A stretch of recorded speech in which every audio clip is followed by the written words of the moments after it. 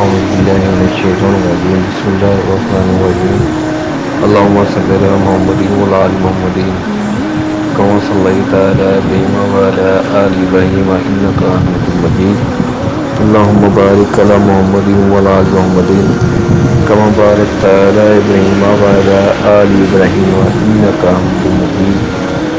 اللہ تعالیٰ قرآن پاک کی سورۃ نمبر 3 سورۃ عمران کی آیات نمبر 128 میں ارشاد باری تعالیٰ ہے، ترجمہ پیغمبر آپ صلی اللہ علیہ وسلم کے اختیار میں کچھ نہیں ہے، اللہ تعالیٰ چاہے تو ان کی توبہ قبول کرے یا عذاب دے کیونکہ وہ ظالم ہیں۔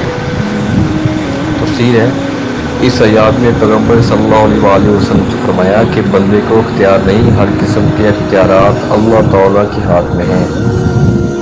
بیر معونہ پر جس قبائل نے آپ صلی اللہ علیہ وسلم کے 70 صحابہ تنبہ دھوکے سے قتل کیا تھا، ان کے خلاف اور جنگی عہد میں مشرکین کی طرف سے جو لوگ پیش تھے ان کے خلاف رسول اللہ صلی اللہ علیہ وسلم نے نام لے کر دعائیں قنوت شروع کی۔ بیر معونہ والا واقعہ بخاری میں موجود ہے۔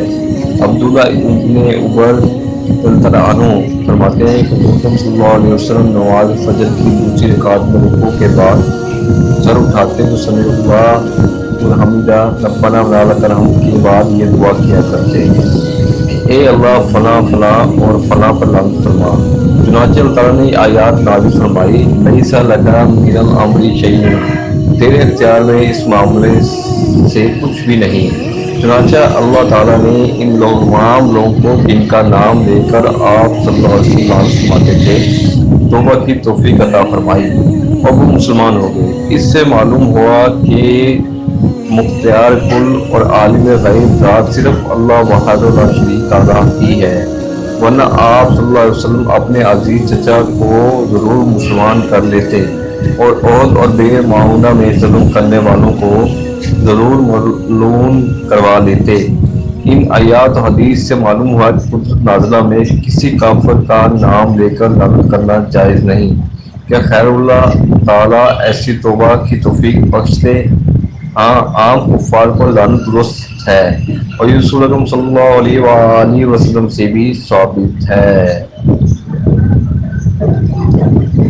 اللہ سے دعا ہے جو آیات پڑھی ہے اس کو سمجھنے اور اس کو تک پہنچانے کی توفیق عطا فرمائے، اور اللہ تعالیٰ سے دعا اللہ تعالیٰ قرآن کو مترجم میں سب پڑھنے سمجھنے اس کا عمل کرنے اور اسے دوسروں تک پہنچانے کی توفیق عطا فرمائے۔ جزاک اللہ۔ Please subscribe.